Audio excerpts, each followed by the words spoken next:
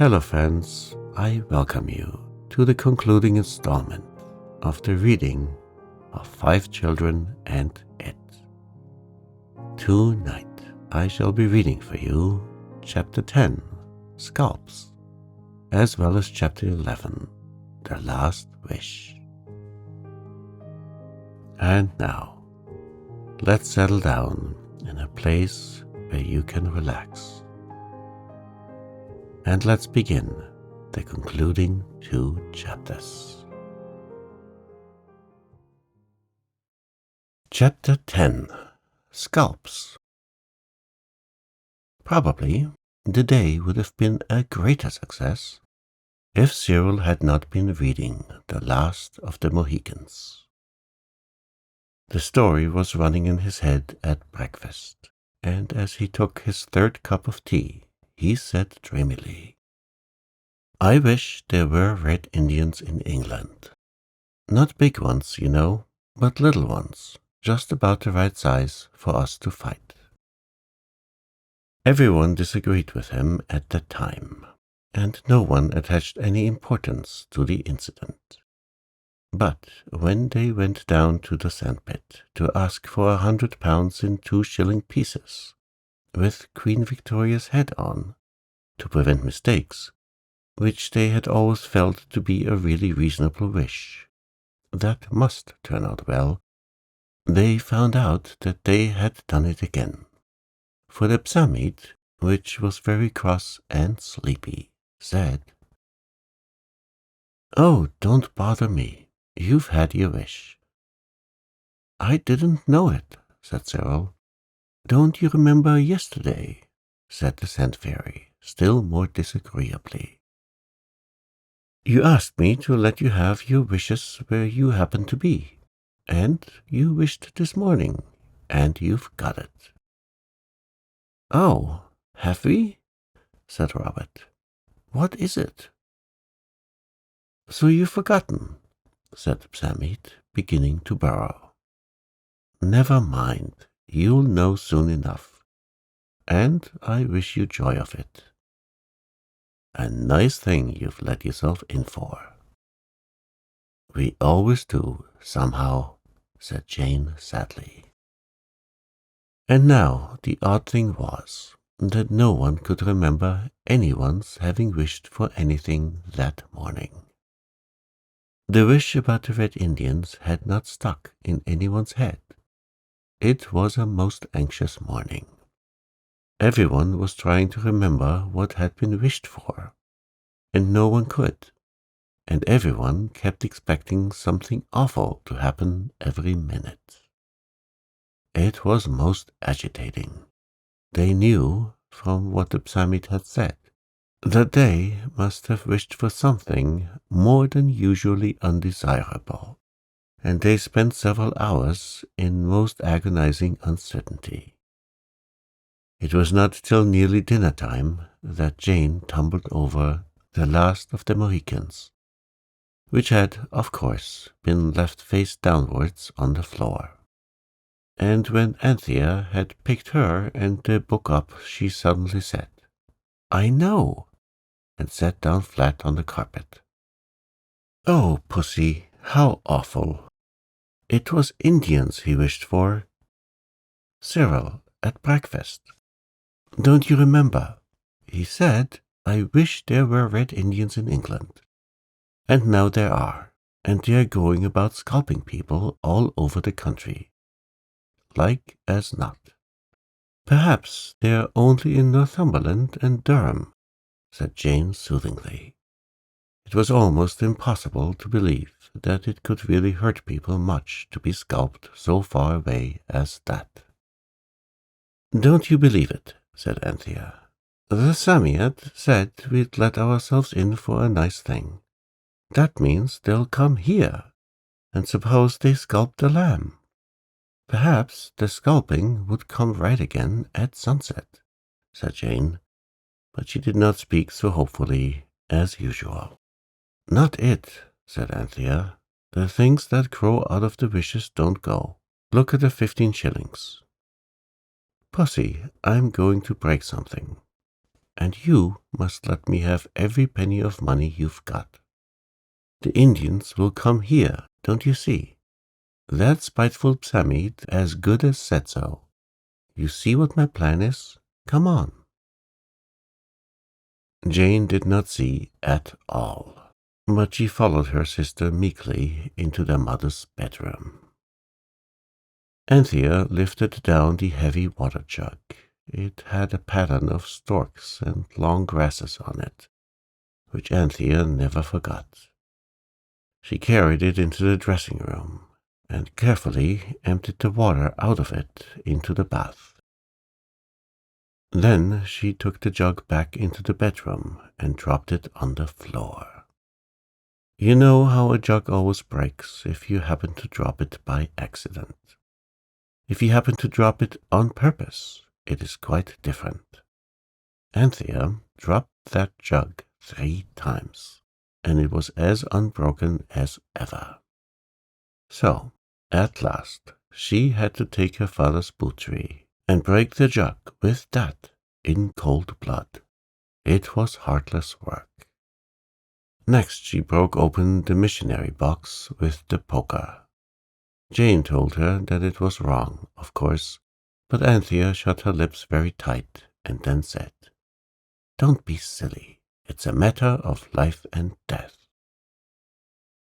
There was not very much in the missionary box, only 7 and 4 pence. But the girls between them had nearly 4 shillings. This made over 11 shillings, as you will easily see. Anthea tied up the money in a corner of her pocket handkerchief.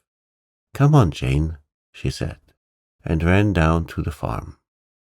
She knew that the farmer was going into Rochester that afternoon. In fact, it had been arranged that he was to take the 4 children with him. They had planned this in the unhappy hour, when they were going to get that £100 in 2-shilling pieces out of the Psammead. They had arranged to pay the farmer 2 shillings each for the ride.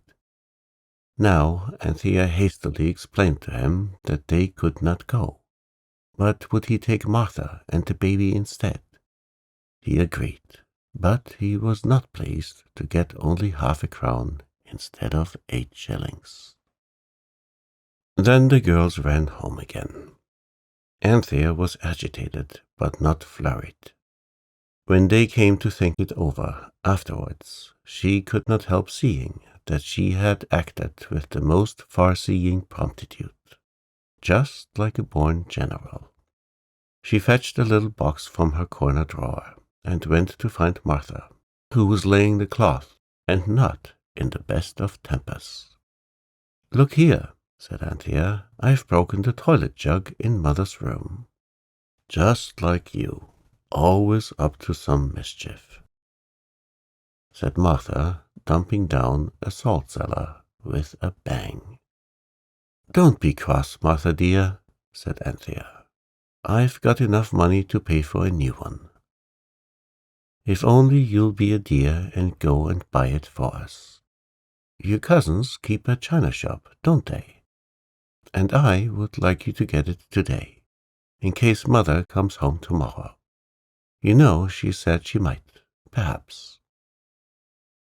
"But you're all going into town yourselves," said Martha. "We can't afford to, if we get a new jug," said Anthea. "But we'll pay for you to go, if you'll take the lamb. And I say, Martha, look here. I'll give you my Liberty box, if you'll go. Look, it's most awfully pretty, all inlaid with real silver and ivory, and ebony, like King Solomon's temple." "I see," said Martha. "No, I don't want your box, miss. What you want is to get the precious lamb off your hands for the afternoon. Don't you go for to think I don't see through you." This was so true that Anthea longed to deny it at once. Martha had no business to know so much, but she held her tongue. Martha set down the bread with a bang that made it jump off its trenches. "I do want the jug got, said Anthea softly. You will go, won't you? Well, just for this once, I don't mind. But mind you, don't get into none of your outrageous mischief while I'm gone. That's all. He's going earlier than he thought, said Anthea eagerly. You'd better hurry and get dressed. Do put on that lovely purple frock, Martha, and the hat with the pink cornflowers, and the yellow lace collar. Jane'll finish laying the cloth, and I'll wash the lamb and get him ready. As she washed the unwilling lamb, and hurried him into his best clothes, Anthea peeped out of the window from time to time. So far, all was well. She could see no red Indians. When with a rush and a scurry, and some deepening of the damask of Martha's complexion, she and the lamb had been got off, Anthea drew a deep breath. He's safe, she said, and to Jane's horror flung herself down on the floor and burst into floods of tears. Jane did not understand at all how a person could be so brave and like a general, and then suddenly give way and go flat like an air balloon when you prick it. It is better not to go flat, of course, but you will observe that Anthea did not give way till her aim was accomplished.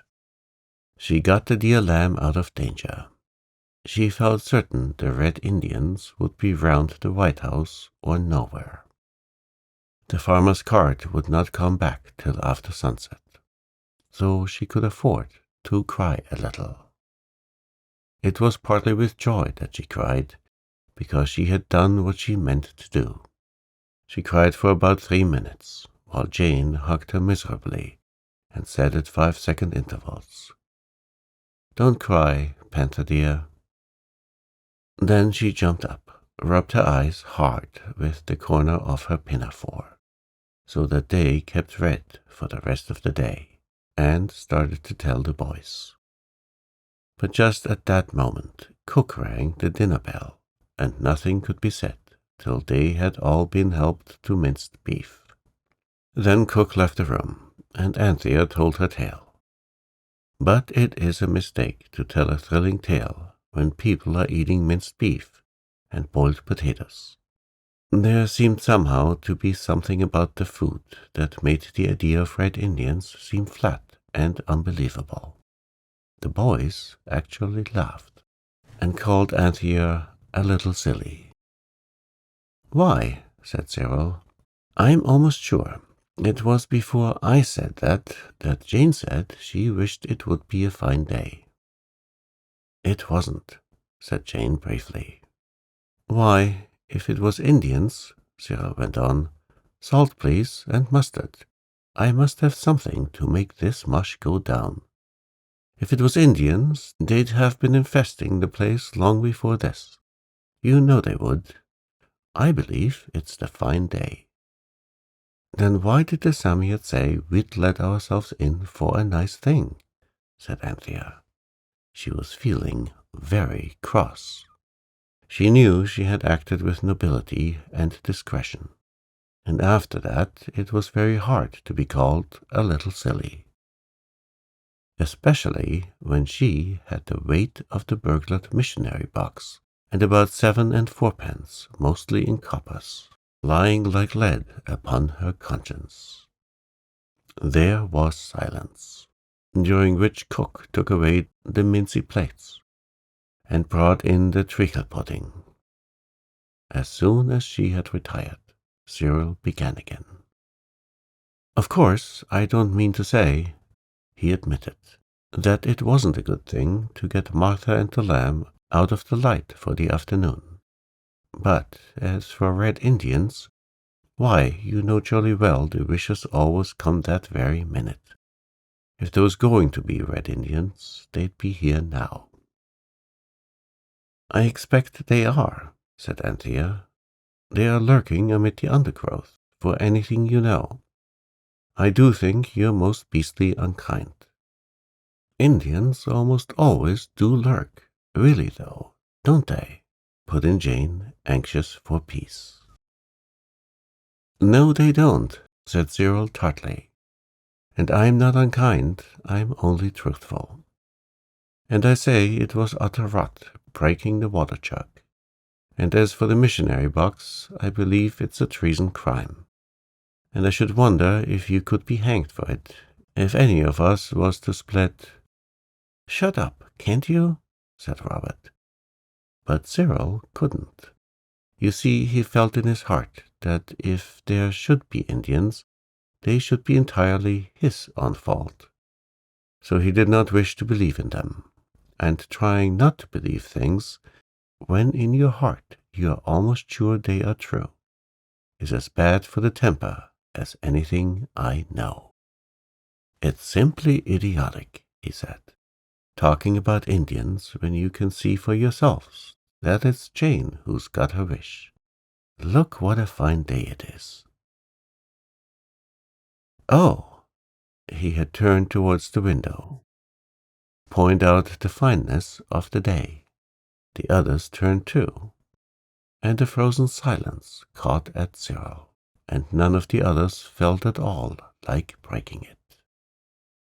For there, peering round the corner of the window, among the red leaves of the Virginia creeper, was a face.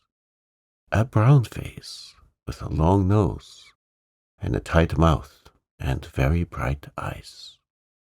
And the face was painted in colored patches. It had long black hair, and in the hair were feathers. Every child's mouth in the room opened, and stayed open.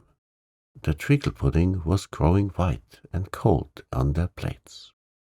No one could move. Suddenly the feathered head was cautiously withdrawn, and the spell was broken. I am sorry to say that Anthea's first words were very like a girl. "There now," she said, "I told you so." Treacle pudding had now definitely ceased to charm. Hastily wrapping their portions in a Spectator of the week before last, they hid them behind the crinkled paper stove ornament, and fled upstairs to reconnoiter and to hold a hurried council. "Pax," said Cyril handsomely when they reached their mother's bedroom. "Panther, I'm sorry if I was a brute." "All right," said Anthea, "but you see now." No further trace of Indians, however, could be discerned from the windows. "Well," said Robert, "what are we to do?" "The only thing I can think of," said Anthea, who was now generally admitted to be the heroine of the day, "is if we dressed up as like Indians as we can, and look out of the windows and even went down. They might think we were the powerful leaders of a large neighboring tribe, and not do anything to us, for fear of awful vengeance." "But Eliza and the cook," said Jane. "You forget they can't notice anything," said Robert. "They wouldn't notice anything out of the way, even if they were scalped or roasted at a slow fire." "But would they come right at sunset?" "Of course, you can't be really scalped or burned to death without noticing it. And you'd be sure to notice it the next day, even if it escaped your attention at the time," said Cyril. "I think Anthea's right, but we shall want a most awful lot of feathers." "I'll go down to the hen house," said Robert. "There's one of the turkeys in there. It's not very well. I could cut its feathers without it minding much. It's very bad. Doesn't seem to care what happens to it. Get me the cutting-out scissors." Earnest reconnoitering convinced them all that no Indians were in the poultry yard. Robert went. In 5 minutes he came back, pale but with many feathers. "Look here," he said, "this is jolly serious. I cut off the feathers, and when I turned to come out, there was an Indian squinting at me from under the old hen coop.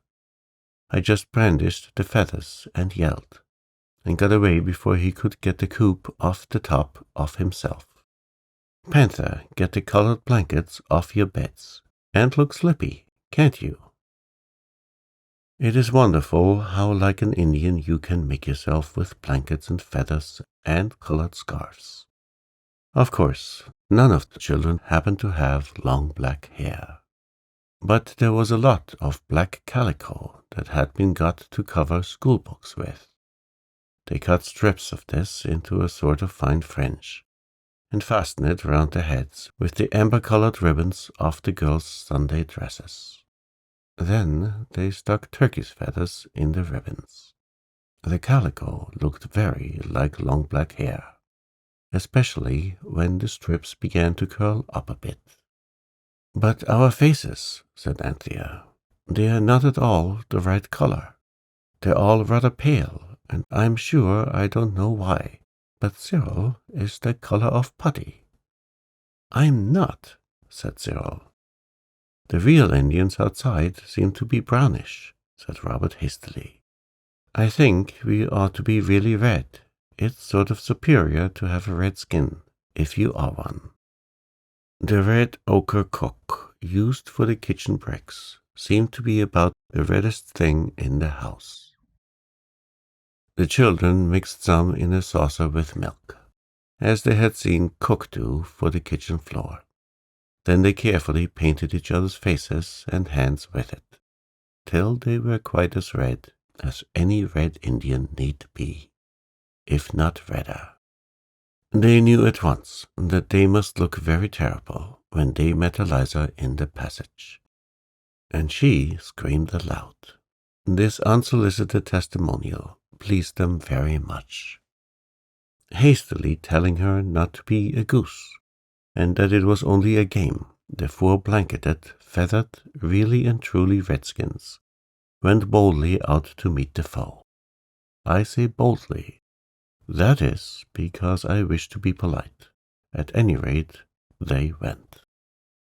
Along the hedge, dividing the wilderness from the garden, was a row of dark heads, all highly feathered. "It's our only chance," whispered Anthea. "Much better than to wait for their blood-freezing attack.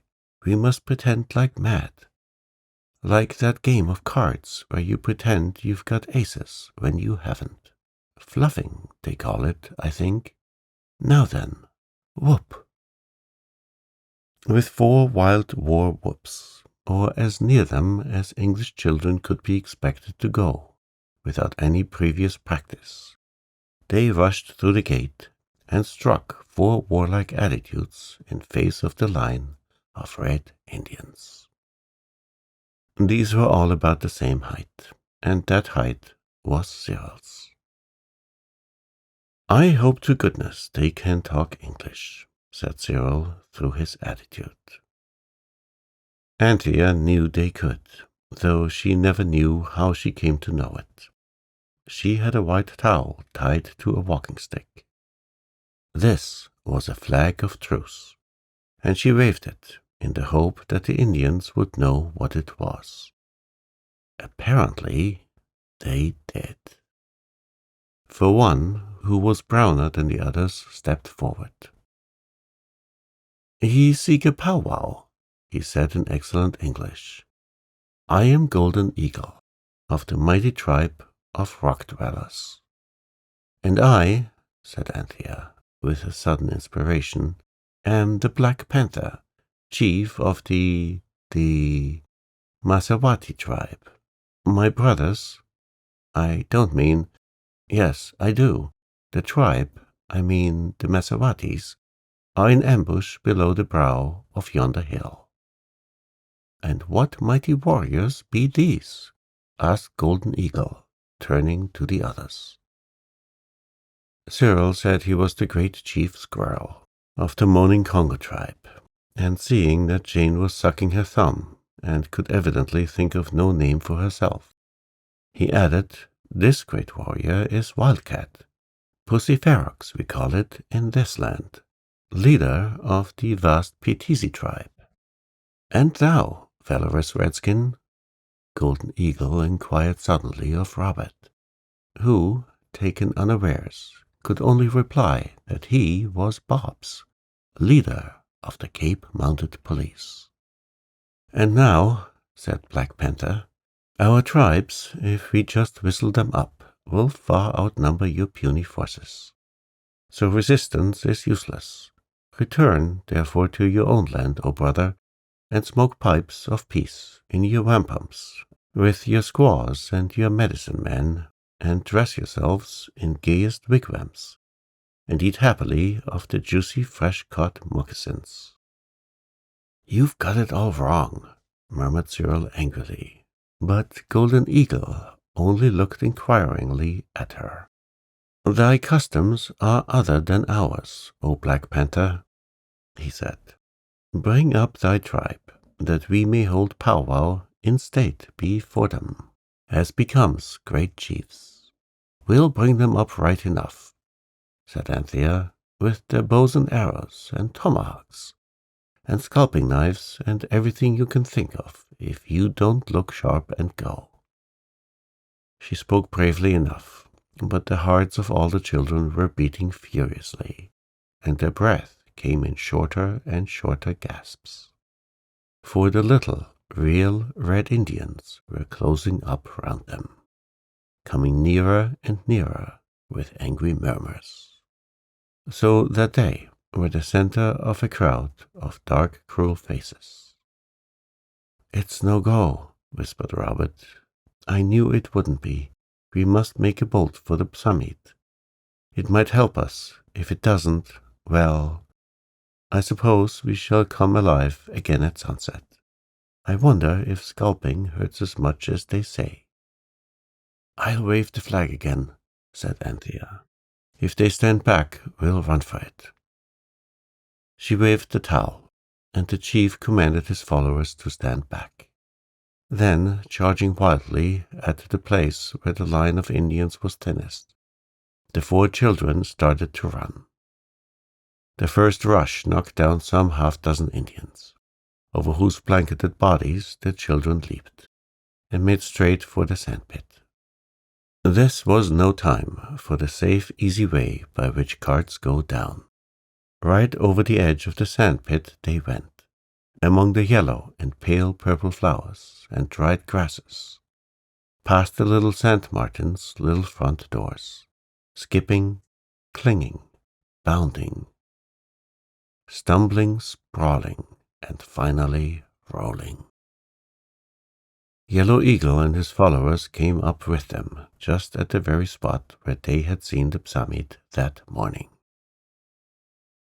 Breathless and beaten, the wretched children now awaited their fate. Sharp knives and axes gleamed round them, but worse than these was the cruel light of the eyes of Golden Eagle and his followers. "Ye have lied to us, O Black Panther of the Mazawatis, and thou too, Squirrel of the Moningongos. These also, Pussy Ferox of the Pitisi, and Bobs of the Cape Mountain Police. These also have lied to us, if not with their tongue, yet by their silence. Ye have lied under the cover of the truce flag of the pale face. Ye have no followers. Your tribes are far away, following the hunted trail. What shall be their doom?" he concluded, turning with a bitter smile to the other Red Indians. "Build we the fire," shouted his followers. And at once a dozen ready volunteers started to look for fuel. The 4 children, each held between 2 strong little Indians, cast despairing glances round them. Oh, if they could only see the Psamit. "Do you mean to scalp us first and then roast us?" asked Anthea desperately. "Of course." Redskin opened his eyes at her. "It's always done." The Indians had formed a ring round the children, and now sat on the ground, gazing at their captives. There was a threatening silence. Then slowly, by 2s and 3s, the Indians who had gone to look for firewood came back. And they came back empty-handed. They had not been able to find a single stick of wood for fire. No one ever can, as a matter of fact, in that part of Kent. The children drew a deep breath of relief, but it ended in a moan of terror, for bright knives were being brandished all about them. Next moment, each child was seized by an Indian. Each closed its eyes and tried not to scream. They waited for the sharp agony of the knife. It did not come. Next moment they were released and fell in a trembling heap. Their heads did not hurt at all. They only felt strangely cool. Wild war whoops rang in their ears. When they ventured to open their eyes, they saw 4 of their foes dancing round them with wild leaps and screams. And each of the 4 brandished in his hand a scalp of long flowing black hair. They put their hands to their heads. Their own scalps were safe. The poor untutored savages had indeed scalped the children, but they had only, so to speak, scalped them of the black calico ringlets. The children fell into each other's arms, sobbing and laughing. "Their scalps are ours," chanted the chief. Ill-rooted were their ill-fated hairs. They came off in the hands of the victors, without struggle, without resistance. They yielded their scalps to the conquering rock dwellers. Oh, how little a thing is a scalp so lightly won. "They'll take our real ones in a minute. You see if they don't," said Robert, trying to rub some of the red ochre off his face and hands to his hair. "Cheated of our just and fiery revenge are we," the chant went on. "But there are other torments than the scalping knife and the flames. Yet is the slow fire the correct thing. O strange unnatural country, wherein a man may not find wood to burn his enemy. Ah, for the boundless forests of my native land, where the great trees for thousands of miles grow, but to furnish firewood wherewithal to burn our foes. Ah, would we were but in our native forest once more." Suddenly, like a flash of lightning, the golden gravel shone all round the 4 children instead of dusky figures. For every single Indian had vanished in the instant at their leader's word. The Psamid must have been there all the time, and it had given the Indian chief his wish. Martha brought home a jug with a pattern of storks and long grasses on it. Also, she brought back all Anthea's money. "My cousin, she give me the jug for luck. She said it was an odd one, what the basin of had got smashed." "Oh, Martha, you are a dear," sighed Anthea, throwing her arms round her. "Yes," giggled Martha, "you better make the most of me while you've got me. I shall give your ma notice directly minute she comes back." "Oh, Martha, we haven't been so very horrid to you, have we?" asked Anthea aghast. "Oh, it ain't that, miss." Martha giggled more than ever. "I'm going to be married. It's Beale, the gamekeeper. He's been a-proposin' to me, off and on ever since you come home from the clergyman's, where you got locked up on the church tower. And today I said the word and made him a happy man." Anthea put the 7 and 4pence back in the missionary box and pasted paper over the place where the poker had broken it. She was very glad to be able to do this, and she does not know, to this day, whether breaking open a missionary box is or is not a hanging matter. Chapter 11. The Last Wish. Of course, you, who see above that this is the 11th and last chapter, know very well that the day of which this chapter tells must be the last on which Cyril, Anthea, Robert, and Jane will have a chance of getting anything out of the Psammead or Sand Fairy. But the children themselves did not know this.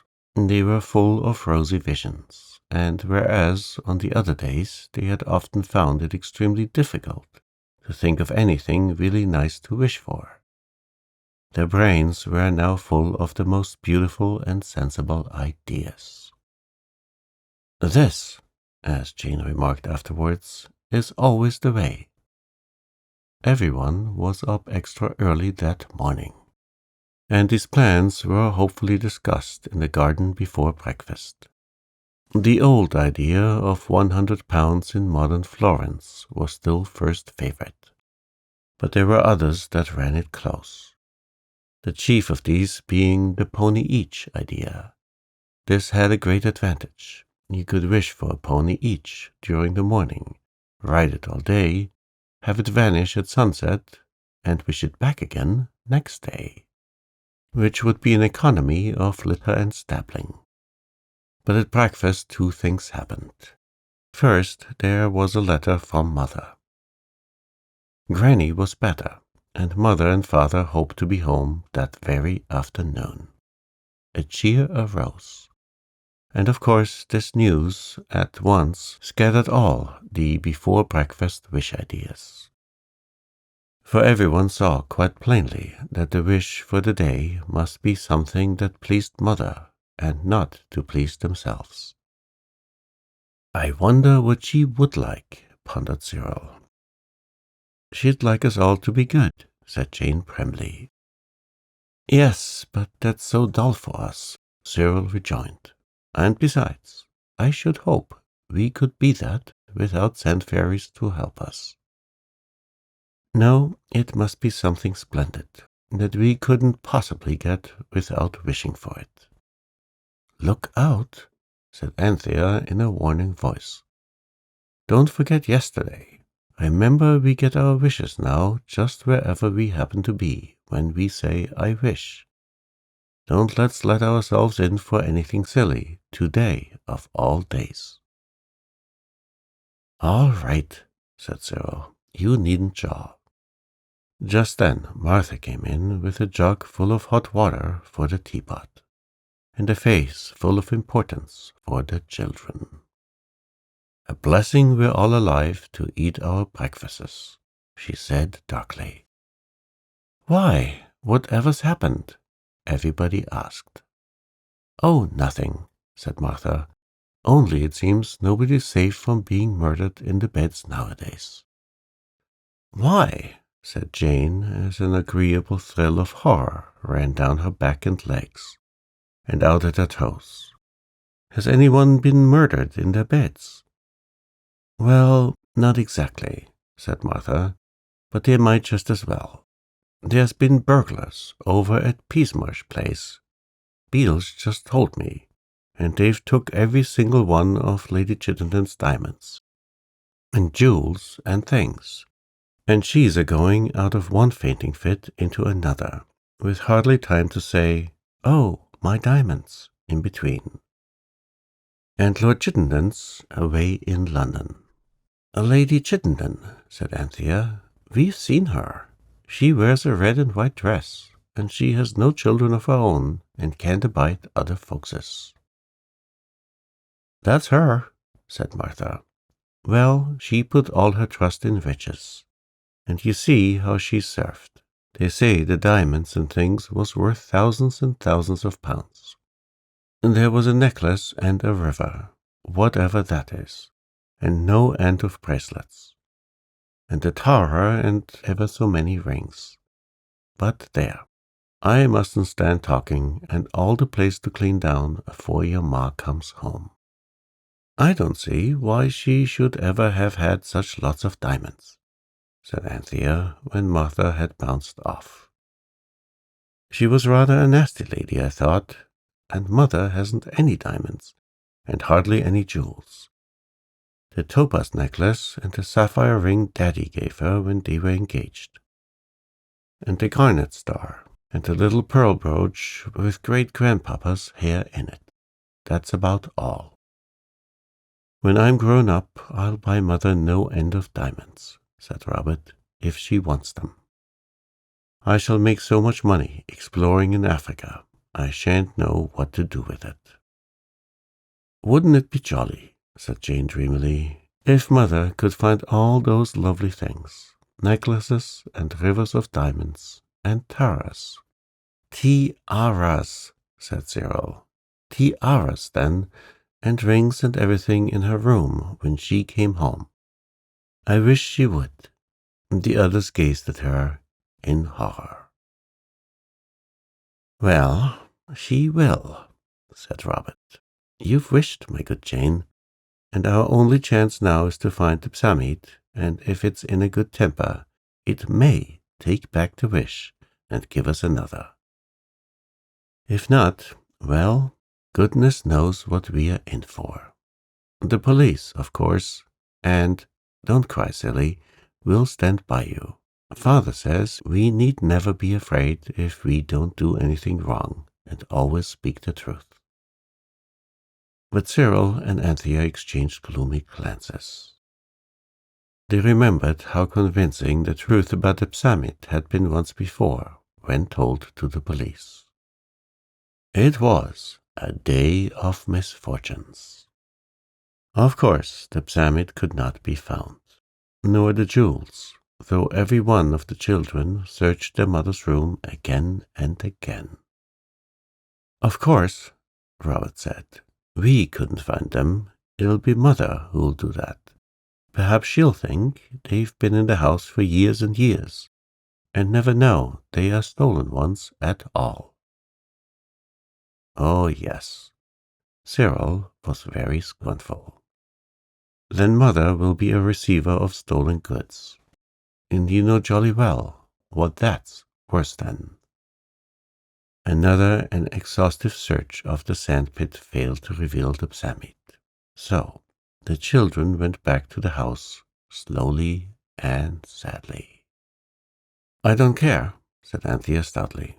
We'll tell Mother the truth, and she'll give back the jewels and make everything all right. Do you think so? Said Cyril slowly. Do you think she'll believe us?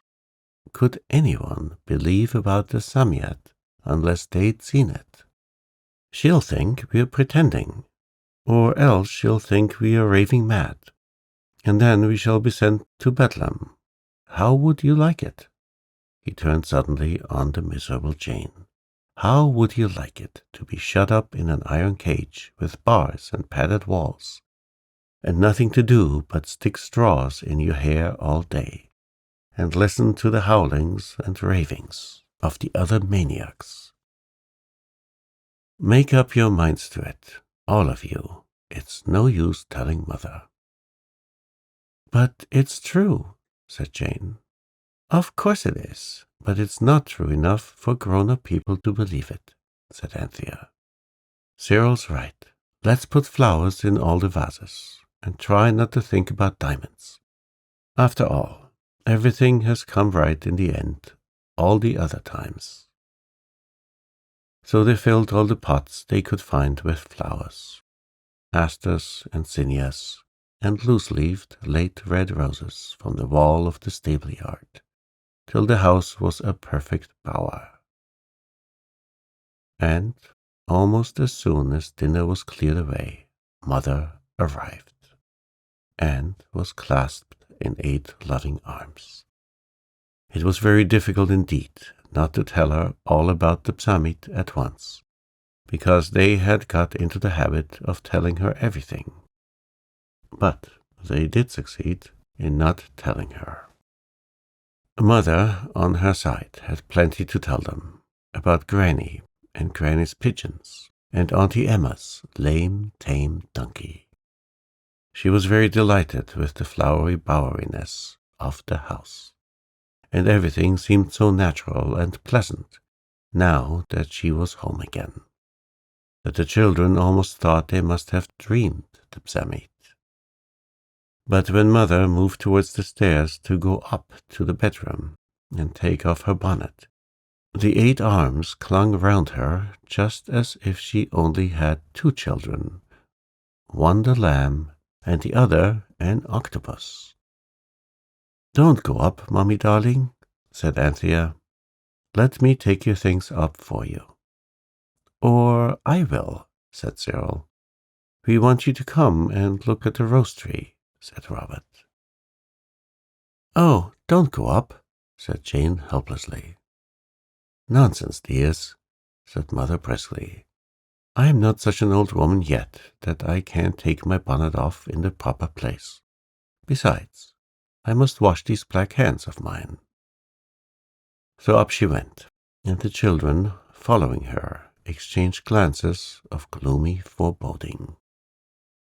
Mother took off her bonnet. It was a very pretty hat, really, with white roses on it. And when she had taken it off, she went to the dressing table to do her pretty hair. On the table, between the ring stand and the pincushion, lay a green leather case. Mother opened it. "Oh, how lovely!" she cried. It was a ring, a large pearl with shining many-lighted diamonds set around it. "Wherever did this come from?" Mother asked, trying it on her wedding finger, which it fitted beautifully. "However did it come here?" "I don't know," said each of the children truthfully. "Father must have told Martha to put it here," Mother said. "I'll run down and ask her." "Let me look at it," said Anthea, who knew Martha would not be able to see the ring. But when Martha was asked, of course she denied putting the ring there, and so did Eliza and Cook. Mother came back to her bedroom, very much interested and pleased about the ring. But when she opened the dressing-table drawer and found a long case containing an almost priceless diamond necklace, she was more interested still, though not so pleased. In the wardrobe, when she went to put away her bonnet, she found a tiara and several brooches, and the rest of the jewelry turned up in various parts of the room during the next half-hour. The children looked more and more uncomfortable, and now Jane began to sniff. Mother looked at her gravely.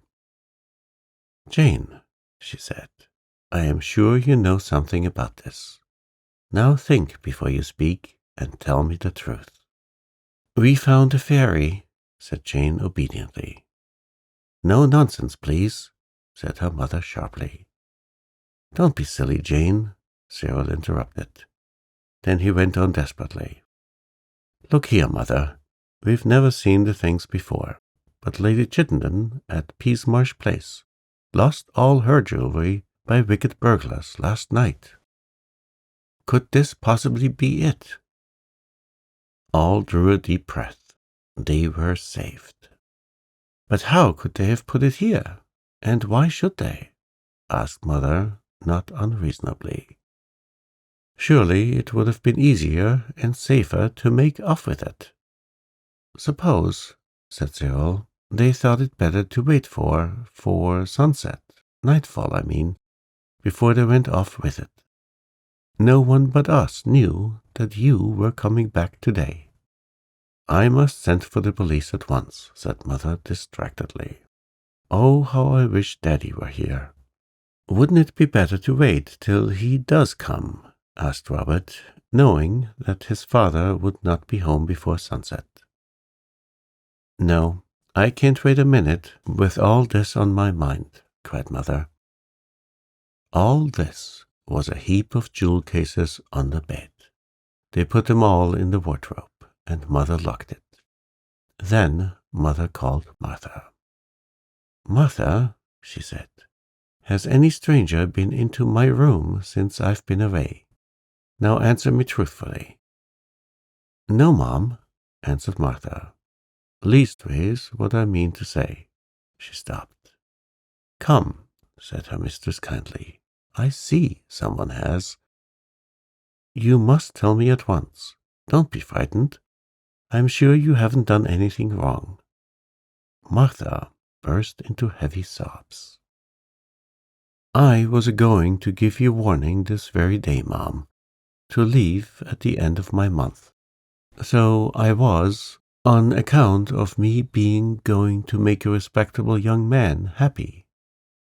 A gamekeeper he is by trade, Mom, and I wouldn't deceive you of the name of Beale, and it's as true as I stand here.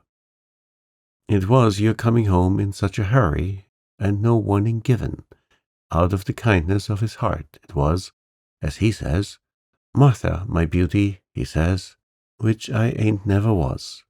But you know how them men will go on. I can see you a-toiling and a-moiling, and not lend a helping hand. Which mine is a strong arm, and it's yours, Martha, my dear," says he. And so he helped me a cleaning of the windows, but outside, Mom, the whole time, me in. If I never say another breathing word, it's the gospel truth." "Were you with him the whole time?" asked her mistress. "Him outside and me in, I was," said Martha, "except for fetching up a fresh pail and the letter that slut of a Eliza had hidden away behind the mangle." "That will do," said the children's mother. "I am not pleased with you, Martha, but you have spoken the truth, and that counts for something." When Martha had gone, the children clung around their mother. "Oh, Mommy darling," cried Anthea, "it isn't Bill's fault. It isn't really. He's a great dear. He is, truly and honorably, and as honest as the day. Don't let the police take him, Mommy. Oh, don't, don't, don't." It was truly awful. Here was an innocent man, accused of robbery through that silly wish of Jane's, and it was absolutely useless to tell the truth. All longed to, but they thought of the straws in the hair and the shrieks of the other frantic maniacs, and they could not do it. "Is there a cart hereabouts?" asked Mother feverishly. "A trap of any sort? I must drive into Rochester and tell the police at once." All the children sobbed. "There's a cart at the farm, but oh, don't go, don't go. Oh, don't go. Wait till Daddy comes home." Mother took not the faintest notice. When she had set her mind on a thing, she always went straight through with it. She was rather like Anthea in this respect. "Look here, Cyril," she said, sticking on her hat with long, sharp, violet-headed pins. "I leave you in charge. Stay in the dressing-room. You can pretend to be swimming boats in the bath or something. Say I gave you leave, but stay there with the landing door open. I've locked the other. And don't let anyone go into my room. Remember, no one knows the jewels are there except me, and all of you, and the wicked thieves who put them there. Robert, you stay in the garden and watch the windows. If anyone tries to get in, you must run and tell the 2 farm men that I'll send up to wait in the kitchen. I'll tell them there are dangerous characters about. That's true enough. Now remember, I trust you both. But I don't think they'll try it till after dark.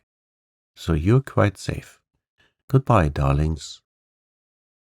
And she locked her bedroom door and went off with the key in her pocket. The children could not help admiring the dashing and decided way in which she had acted.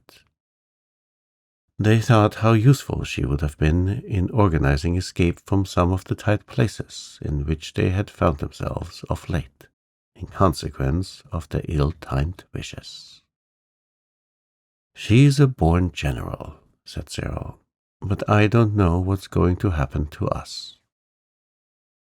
Even if the girls were to hunt for that beastly Samiat and find it, and get it to take the jewels away again, Mother would only think we hadn't looked out properly and let the burglars sneak in and nick them. Or else the police will think we've got them. Or else that she's been fooling them. Oh, it's a pretty decent, average, ghastly mess, this, and no mistake. He savagely made a paper boat and began to float it in the bath, as he had been told to do. Robert went into the garden and sat down on the worn yellow grass, with his miserable head between his helpless hands. Anthea and Jane whispered together in the passage downstairs, where the coconut matting was, with the hole in it that you always caught your foot in if you were not careful. Martha's voice could be heard in the kitchen, grumbling loud and long. "It's simply quite too dreadfully awful," said Anthea. "How do you know all the diamonds are there too? If they aren't, the police will think Mother and Father have got them, and they've only given up some of them for a kind of desperate blind. And they'll be put in prison, and we shall be branded outcasts, the children of felons. And it won't be at all nice for Father and Mother either," she added by a candid afterthought. "But what can we do?" asked Jane. "Nothing. At least we might look for the Psammead again. It's a very, very hot day. He may have come out to warm that whisker of his." "He won't give us any more beastly wishes today," said Jane flatly. "He gets crosser and crosser every time we see him. I believe he hates having to give wishes." Anthea had been shaking her head gloomily. Now she stopped shaking it so suddenly that it really looked as though she were pricking up her ears. "What is it?" asked Jane. "Oh, have you thought of something?" "Our one chance," cried Anthea dramatically. "The last lone, lorn, forlorn hope. Come on." At a brisk trot, she led the way to the sandpit.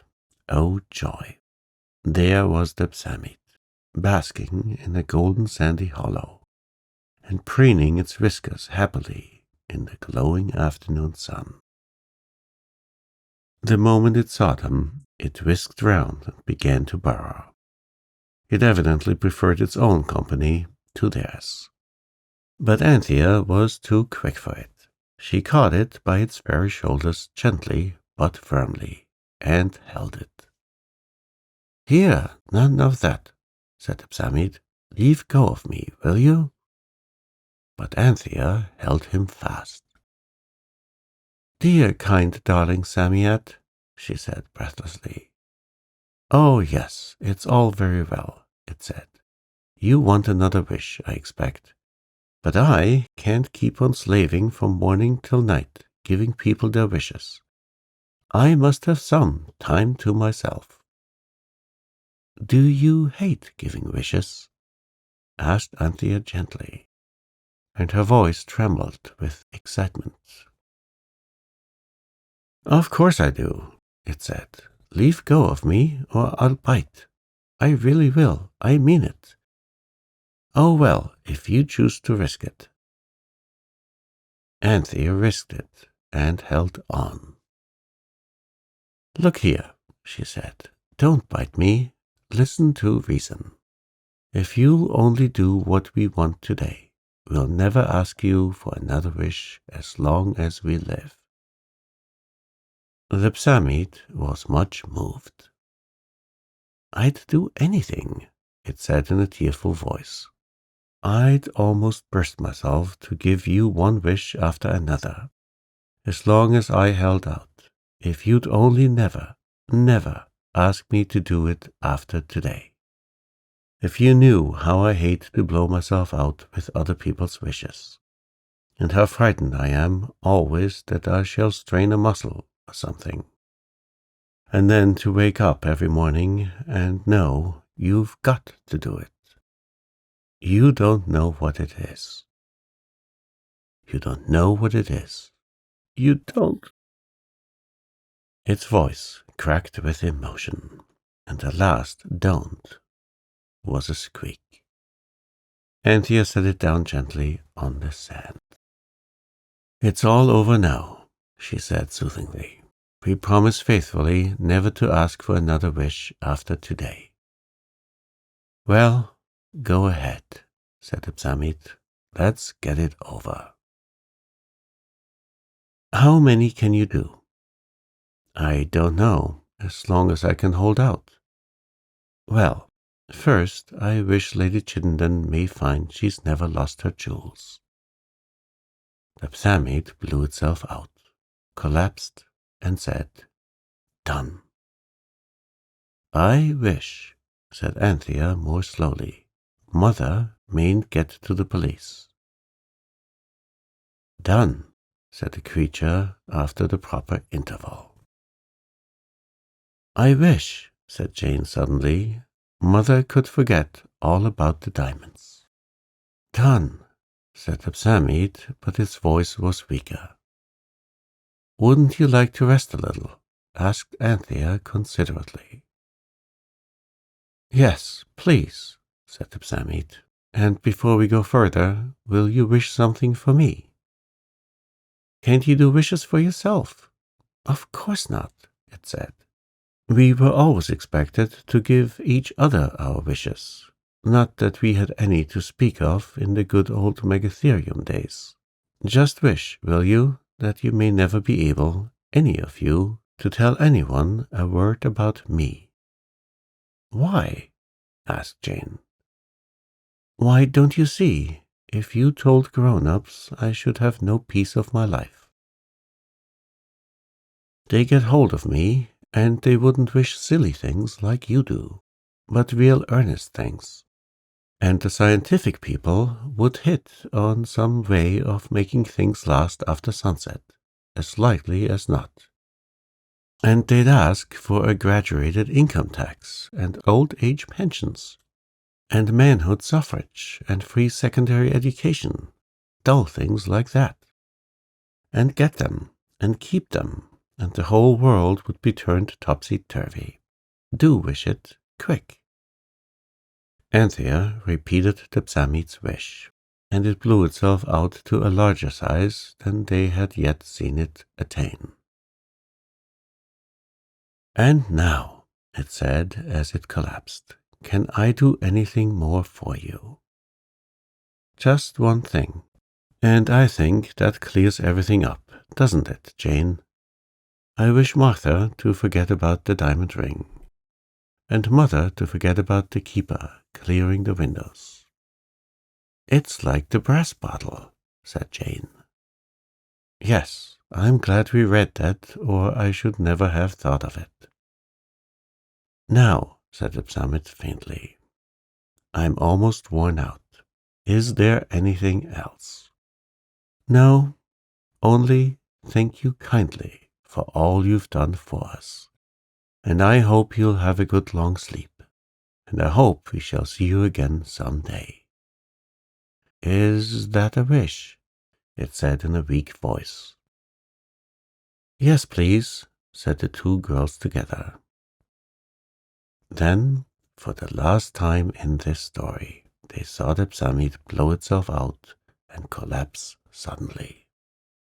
It nodded to them, blinked its long snail eyes, burrowed, and disappeared, scratching fiercely to the last, and the sand closed over it. "I hope we've done right," said Jane. "I'm sure we have," said Anthea. "Come on home and tell the boys." Anthea found Cyril looming over his paper boats and told him. Jane told Robert. The two tales were only just ended when Mother walked in, hot and dusty. She explained that as she was being driven into Rochester to buy the girls' autumn school dresses, the axle had broken. And but for the narrowness of the lane and the high soft edges, she would have been thrown out. As it was, she was not hurt, but she had had to walk home. "And oh, my dearest dear chicks," she said, "I am simply dying for a cup of tea. Do run and see if the kettle boils." So you see, "It's all right," Jane whispered. "She doesn't remember." "No more does Martha," said Anthea, who had been to ask after the state of the kettle. As the servants sat at their tea, Beale, the gamekeeper, dropped in. He brought the welcome news that Lady Chittenden's diamonds had not been lost at all. Lord Chittenden had taken them to be reset and cleaned, and the maid who knew about it had gone for a holiday. So that was all right. "I wonder if we ever shall see the Psammet again," said Jane wistfully as they walked in the garden, while Mother was putting the lamb to bed.